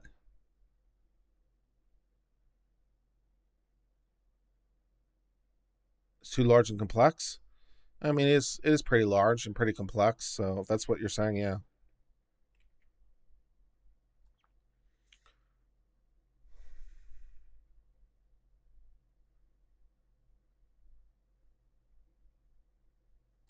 What is happening in Ohio? Governor DeWine stated that mask mandate worked over the summer. COVID and flu virus died down during the summer. It's a known fact. See flu cycles at the CDC. The coronavirus was less impactful during the summer. So, I mean, it kind of follows that trend.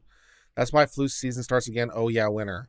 I thought the governor only had 20 days and the legislature hadn't approved anything.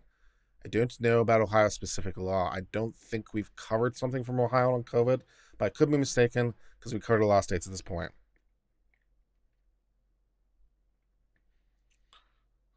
My mind is more interesting to watch in action. How you get there is more interesting than foreign law. Well, yeah, I mean, I try to show my work, or at least show my thought process, so you can try to follow along, right? I'm not trying to hide the ball. It's like, here's how I think, and here's how the logic works or doesn't, and so, like, you can, see if I made a mistake somewhere along the way. So I was like, here's the path, and here's how we do this, and here's how this works, and here, blah, blah, blah, blah. It's like, Robert says, great job hosting this long. Respect. Thank you very much. Appreciate it. So our problem with qualified immunity being where it is, the only solution is to have Scottish hammer it back and then let the case law build up. Congress could fix it. Congress could also fix it. There was a bill, at least one bill proposed to fix it, but they have not done it. Qualified immunity is not something that's constitutionally required, so Congress could modify it if they wanted to. So contact your congresswoman and congressman today, I suppose. What's my favorite bourbon? Probably Four Roses. Four Roses small batch, not the single barrel, but the small batch Four Roses is probably my favorite bourbon. For brew, I depends too much on what I like at any given moment. Probably my go-to right now would be like a lower alcohol, lower IBU IPA. So something like a session IPA, so it doesn't burn yourself out too far. Although, of course, this time of year, I'd go for something darker. The only kinds of beers I really don't like are sours. So otherwise, I'll just kind of drink anything. It depends on what kind of season it is and my mood.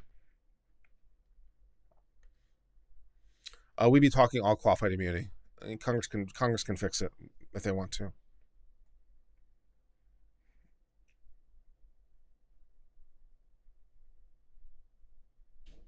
Are Whitman's most recent lockdowns orders lawful? I don't know. I haven't looked at them.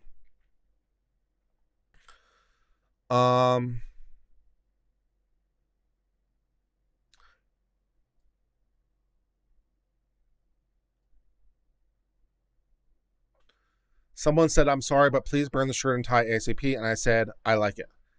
And they said, I respectfully disagree. Hat looks good. That was a good investment. Well, thank you. Someone said, cool breakdown about whatever. Thank you very much. Do I ever drink mead? Sure. I drank some recently on channel when we were doing Viking play. Drinking some blackberry mead. It was very, very good, as a matter of fact.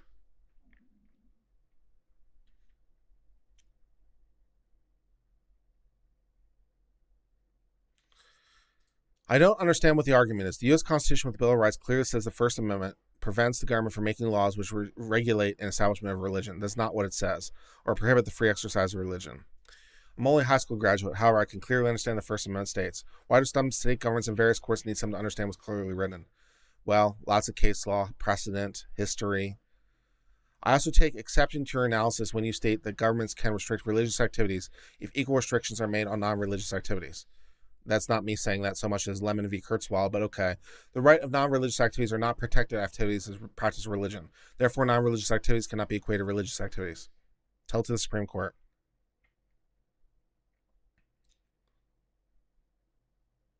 (13 U.S.C. 1983). I'm not familiar with it, and I'm not going to look it up, Matt, because I feel like you're providing me a section to harangue me, and I'm really not interested in that, so I'm going to ignore you. So whatever 13 U.S.C. 1983 says, you figure it out amongst yourself. I don't care.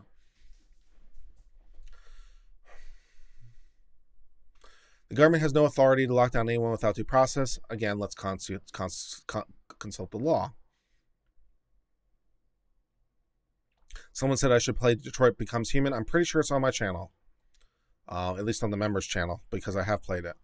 Apparently, it's something I said in the video was perceived as a Proud Boys reference. As best as I could determine, this was when I in the video said that I liked the current judge more than Based Judge Stickman, and apparently Based is a Proud Boys reference or something, because I have no idea what he's talking about.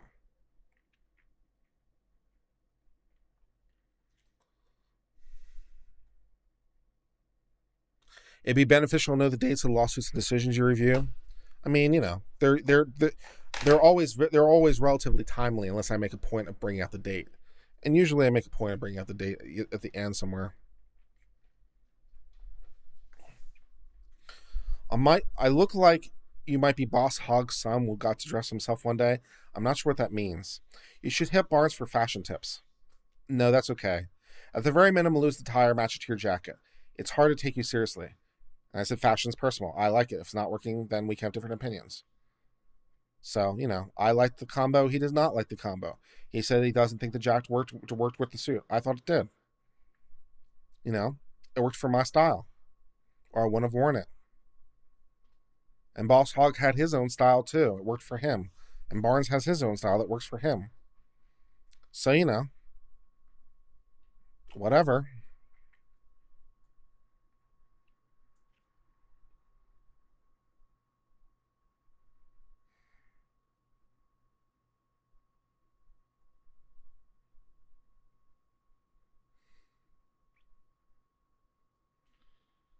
Imagine being so pathetic you can go to a source of free education and making it about Proud Boys. Yeah.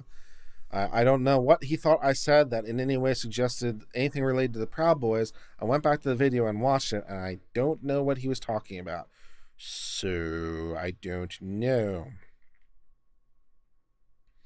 Someone said they brought cookies to appease the algorithm. I said the algorithm likes the cookies and sacrifice. Oh, yeah, then we got some more soft sit stuff. You guys ready for some more soft sit shit? You guys ready for some more soft sit shit? All right.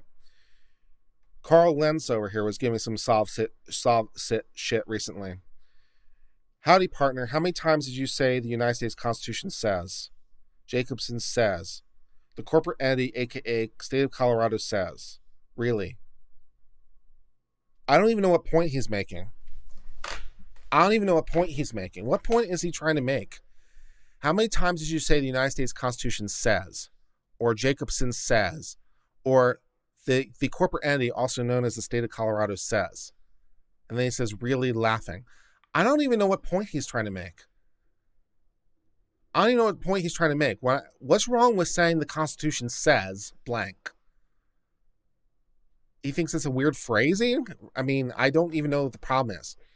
The U.S. Constitution says that you have to be 30 to be a senator.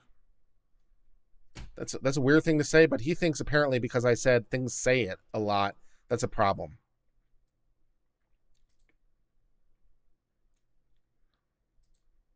I don't even understand the point.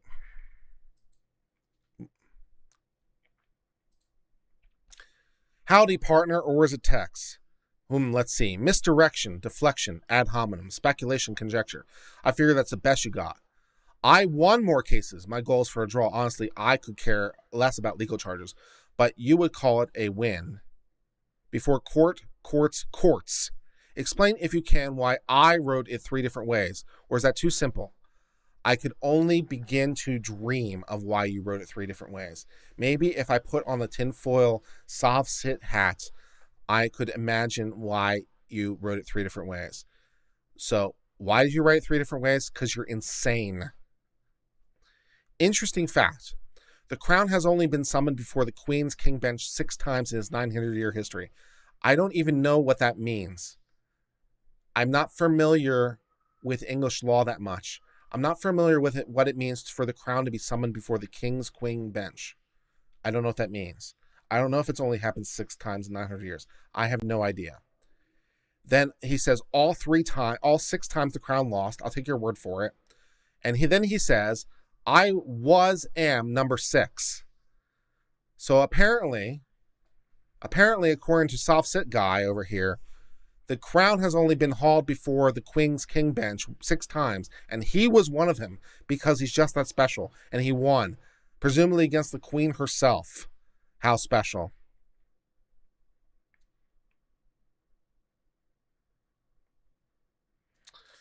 Carl Lentz, UK, Calm, 2013. It's a 1-hour English TV show, and I did it with absolutely zero legalese, case law, precedent, code, silly charters, constitution, Magna Carta, nor common law.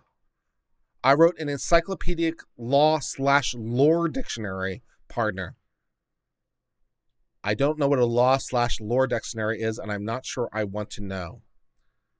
Ooh, the man and his people. I went over and helped with English Court, the City of Coventry Rugby Council, and he does a 30-minute segment on who I am. I've yet to find an individual who can tell me who or what literally I am, and why he called out to I appear before him in England. YouTube search Bally 2013. Oh, that's right. He's probably charged with talking with speeding or spitting on a sidewalk. But oh no. They were charged with stalking, communication threats, harassment, acts of terrorism, and putting forged commercial paper into the public from a public-private trust. Yeah, I know, a mouthful. And the matter before the court was not dismissed. It was, wait with it, discharged. Oh, that after I initially their case with the opening statement, this man and his associates are 100% guilty of all legal charges. The happy ending, you'll love it, is because the legal crown won their criminal campaign, and the defense were found guilty of all the legal crown charges, yet they were discharged in their entirety. Oh, now tell me how they're discharged. I don't know English law that well, so I have no clue. Tell me how you've never heard of a case being discharged. That's not vernacular we use in the U.S.? I have to ask myself why I'm casting pearl before swine. I just said, I don't know. Why are you casting pearls before swine? Sounds like a waste of your time. I don't know what any of those things mean. If anyone has a translation from crazy to normal, please let me know. As I don't know what's going on here.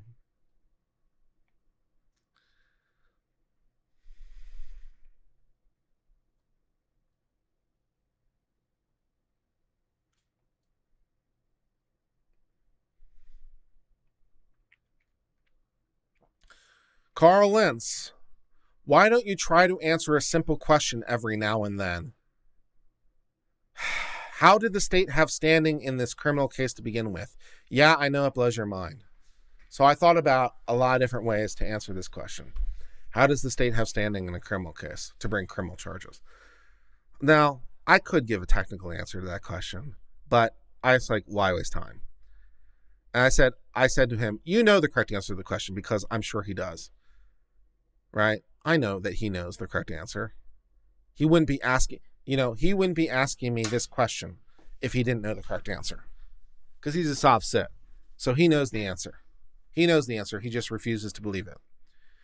So I know he knows the answer. So I say, you know the answer.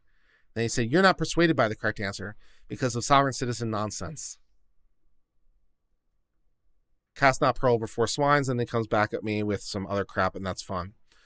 Carl has some more questions. Does anyone want to try to answer this simple question I proffer all the time?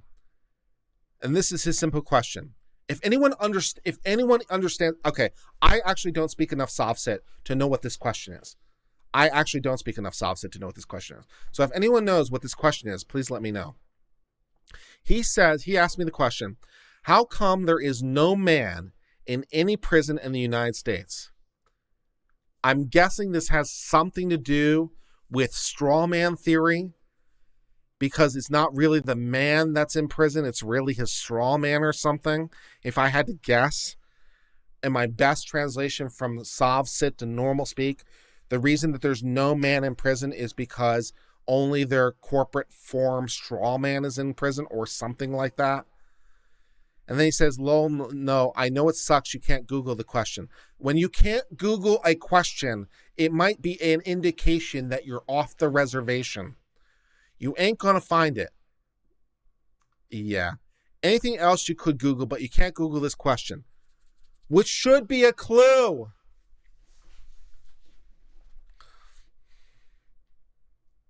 What do I mean by sovereign citizen? A sovereign citizen is basically someone who doesn't think that, like, the government has authority over them would be the easiest answer. So a sovereign citizen is someone who thinks that the laws and government don't apply to them because they're one of the special people, and that all don't go down the wheelhouse of sovereign citizen nonsense. Just don't do it. It will break your brain and nothing good will happen. It's not going to end well. The soft-sits are the special people. They think that they're the people who think that their names being in capitals or not, all caps or not, makes a legal difference. And they think that the government can't arrest them because they're only spokesmen for their true person and strawman theory and shit. Don't look into it. It is not a good thing. Save yourself. These are like the flat earth people of law. That's all you need to know. The sovereign citizens are the flat earth people of law. They have some really batshit crazy theories about why the government doesn't have authority over them. The law doesn't apply to them. The government can't arrest them. The government can't have criminal laws. Their names being in all capital letters in like a legal filing is indicative of something. That the fact that their name is all capital letters has legal significance. Hence, it doesn't have legal significance. It's just a really some courts write it that way for various reasons. Most of them are historical. It really has no legal significance, but you can't tell that to these people. Don't go down the sovereign citizens wheelhouse. Disaster lies. Yeah, they Don't look into it. Their theories are absolutely batshit crazy. They're the flat Earth people of law, and they have these really complicated. They have these really complicated Illuminati-like theories that I am unfortunately I know some stuff about, and it is all so and horribly broken. I don't even know where to start with these people. Not that I have to, because I know they know what I know.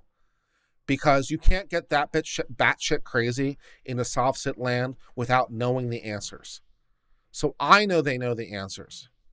They just completely refuse to accept them because they think that they're on this higher level of they're so much smarter, right? They're so much smarter that they have seen the truth. They have been red pilled. And it's all us guys, it's all the entire legal profession that doesn't understand what they're talking about.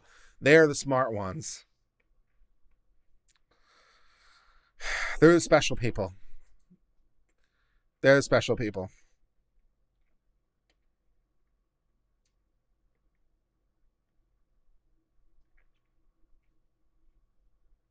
Yeah, the fringe on the flag. The fringe on the flag is good. The gold fringe on that might be a good one. Yeah.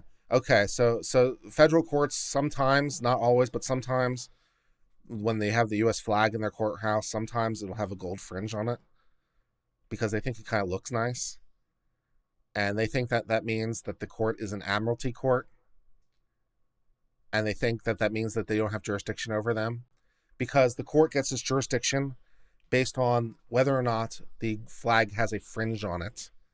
That's how courts get jurisdiction, from fringes on flags. Okay.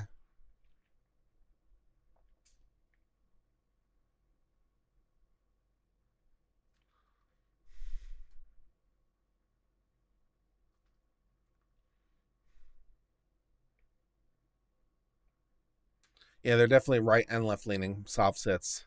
It's definitely not it's not a political theory. It's not like to one end or the other. I don't know if there's more right leaning or more left leaning soft sits. They're the special people.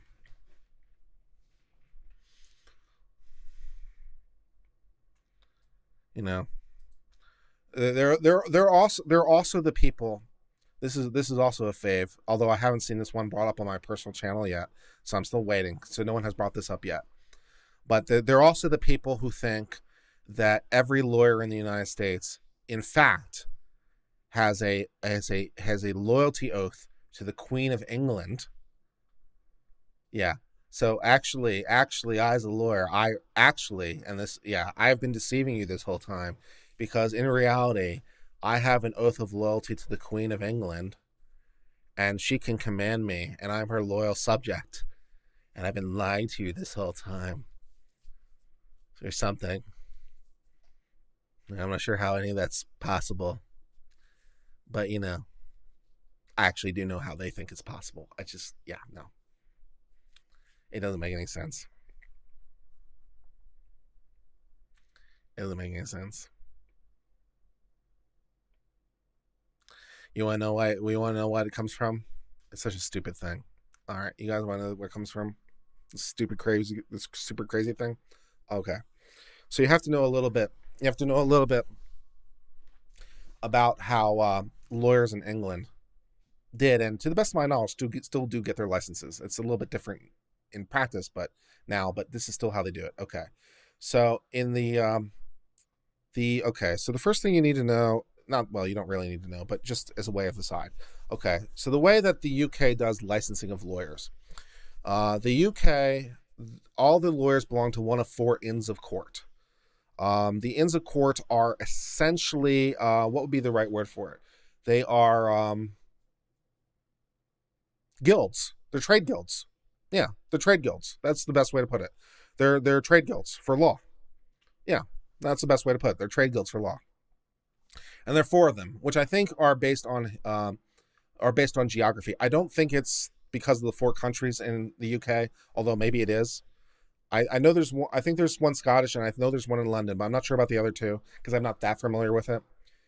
But anyway, so there's these 4 Inns of Court, and the Inns of Courts are the one that give licenses in the UK. So in the US, they're given out by the state Supreme Court or whatever court is. They're given out by the state Supreme Court. In the UK, they're given out by these Inns of Court, which are essentially professional guilds. It would be the equivalent of a private state bar association issuing law licenses, or it'd be the equivalent of like the ABA issuing law licenses, something like that, which we don't do in the US. Anyways, so these Inns of Court are these places where they grant licenses. And they're also the places where new lawyers go to become lawyers. So they're also law schools. So they're law schools, and when you graduate the law school, you become a lawyer, and they give you a license. And also, to the best of my knowledge, and I could be wrong because I'm not super familiar with it, but also, I think they live there. So it's like a dormitory thing. So you like live in the building, and like you live there and you get your practice and all that shit. Okay.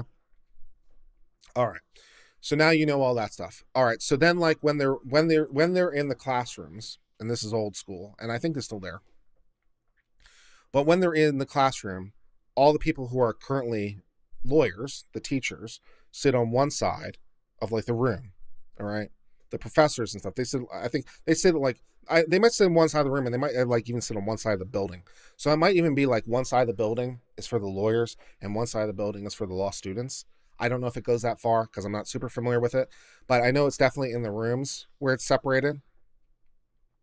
And they actually have a physical bar, right? They have a physical bar that separates the line of demarcation, right? So you're on one side of the bar, the physical bar, you're on one side of the bar or the other side of the bar, okay? And that's the bar. It's a physical object. It's a physical object in the English Inns of Court that separates one side from the other, the physical bar, right? And so that's also where the term barrister becomes from. Barrister is a term for the lawyers who go to court in England.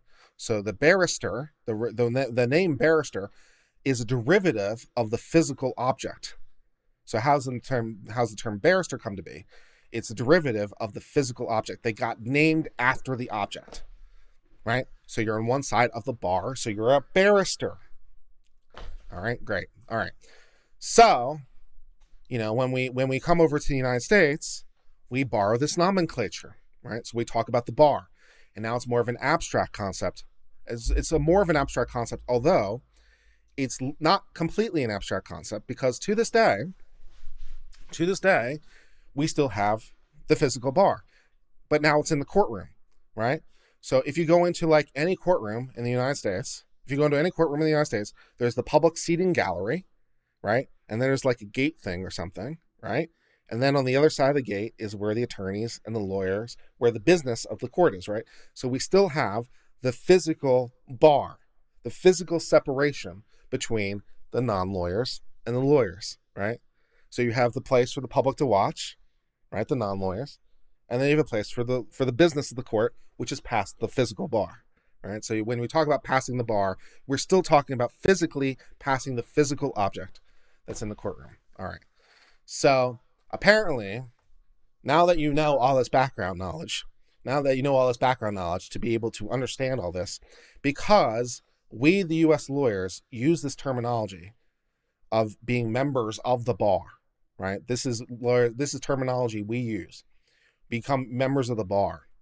And because the terminology originated in the UK, therefore, when we are saying that we're members of the bar, what we really mean is we're members of that bar. We're members of the secret lizard cabal bar.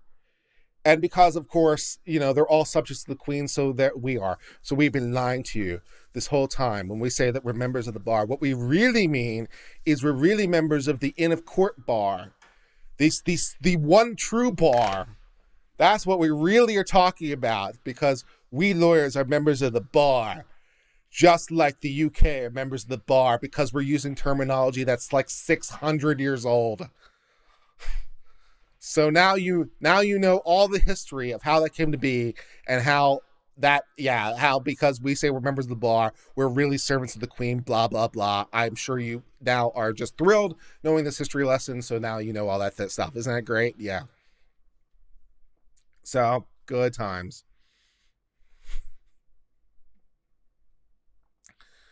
Yeah, so. And then also, just to add an extra thing to the mix, who was it? It was one of the Chief Justices. It was relatively recently. Was it Chief Justice? It was like a couple Chief Justices ago. Not that recent, but like relatively recent in history.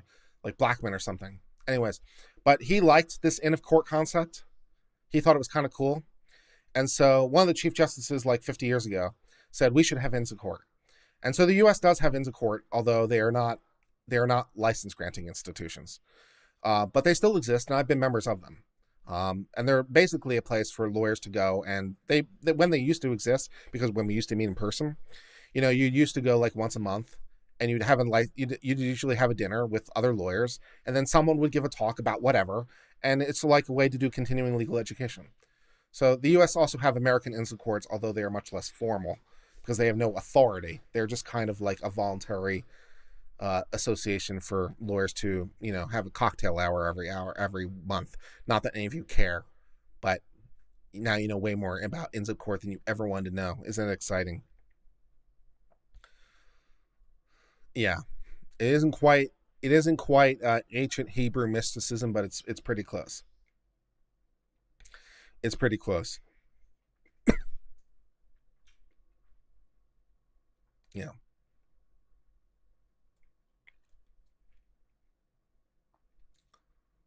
LLB is an old name for a JD. Yeah, an LLB is an old name for a JD. Now we call it a JD, but it's a Bachelor of Legal Letters. And some I don't know if some schools still issue them. They might, but it's an old name for a Juris Doctor. Is an LLB. One of the reasons they renamed it is because the lawyers were super salty at being issued another bachelor's degree. Right. So you already went to undergrad, and now you're going to grad school and you're getting another bachelor's degree. The lawyers were super salty about it, and I would be too. So we renamed it and we called it a JD, and now it's a Juris Doctorate, and now we can all feel better about ourselves. So yeah, we just renamed the degree, but yeah, because we can.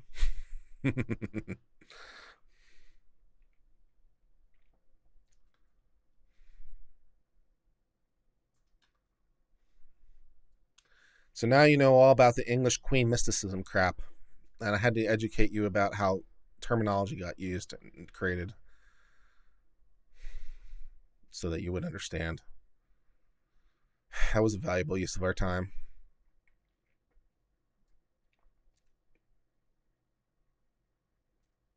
ABA does not do LLB anymore, so LLB in the United States doesn't count anymore. I'm pretty sure you'd be grandfathered in from any LLB. So, yeah. I don't know if anyone's issuing LLBs anymore. Probably not. Ginsburg kept her LLB, yeah. So, yeah, Ginsburg had an LLB.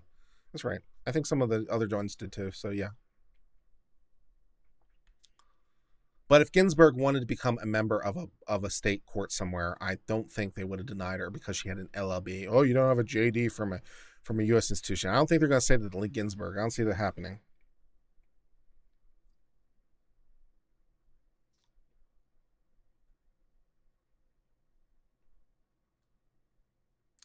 And incidentally, although you don't care, you still can do advanced degrees. So there are even more advanced degrees. So a JD is considered a terminal degree, but you can go further. A JD is considered a terminal degree. You can go further. So the LLB has been renamed to JD, but the next level up, an LLM, is still called an LLM. It's usually a 1 year. It's a 1 year master's degree. Most common for foreign lawyers who are coming to the United States. It's not extremely common for lawyers to have it. It's not unheard of, but it's not common. Most time you'll find that someone with an LLM is someone who has a foreign law degree and coming into the United States and get an LLM. And then there is the one level above that, which I've literally never met anyone who has one, but it does technically exist. It's called an SJD, and that's the doctorate level of the law degree. So you can actually get a doctorate in law, a true doctorate with a dissertation and all that crap. I've literally never met anyone who has one. It does technically exist. I'm sure they do issue them, but I've literally never met anyone who issues them. Most law professors just have a JD and maybe an LLM. I've never met anyone who has an SJD, but it does technically exist.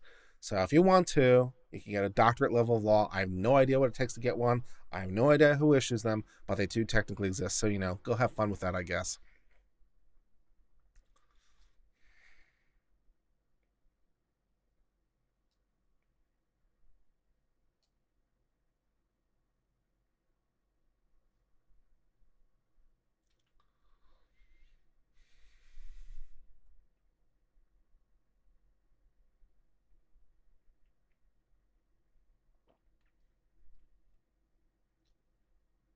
Yeah, this is during the YouTube outage.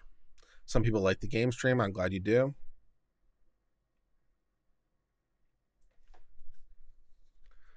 Why even have drop-off boxes if you can vote in person and do mail-in? I don't know. I really don't know why drop-in boxes make sense, but apparently some states think they do. Not sure why, but yeah. Every state relies on USPS for better or worse. Voting in person was allowed nationwide. Can't blame the government.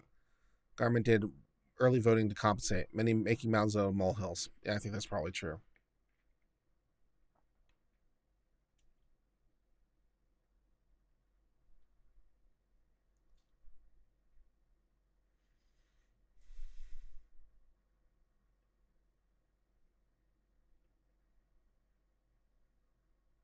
Cops use confidential informants for information.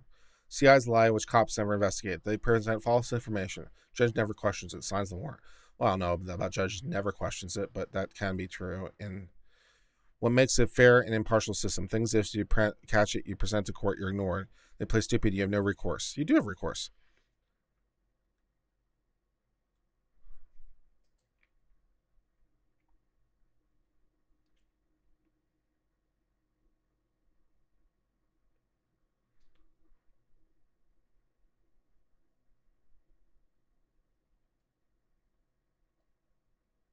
More than 1,000 citizens are killed by police every year. That number seems high. That number seems high. Master's degree is about 4 years here, and the doctorate's another 4.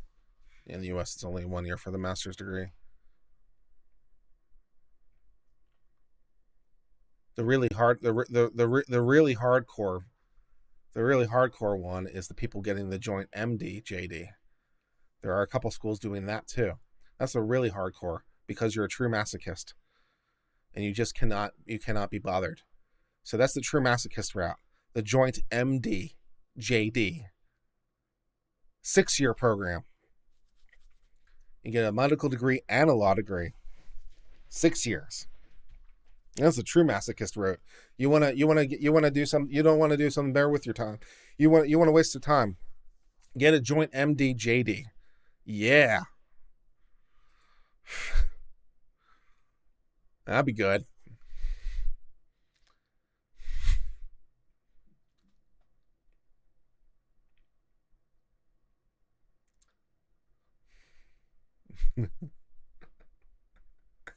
Yeah, because you're just a complete masochist. Like forensic psychology. Yeah, well, it wouldn't be probably wouldn't be forensic psychology. The most logical reason to do both would be medical malpractice. Not like you need an MD to do medical malpractice, but I guess it would help. I'm not sure why you'd get a joint JD MD, but you can if you want. So, that's an option.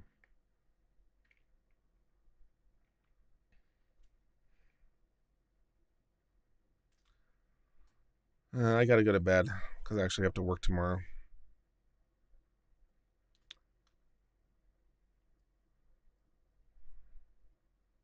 Someone gave me crap for the hat indoors.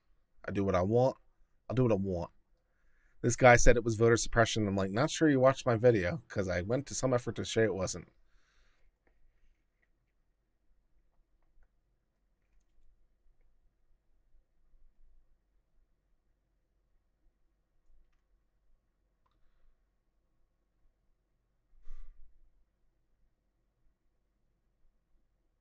All right, I'm going to end the stream.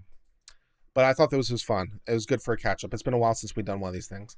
If you like the stream, please give it a like. If you haven't subscribed, please subscribe. For 99 cents, you can become a member of the channel. Hit the join button. I hope you enjoyed this. I hope you enjoyed your time with us. We'll do these again soon. And until later, my friends, cheers and goodbye.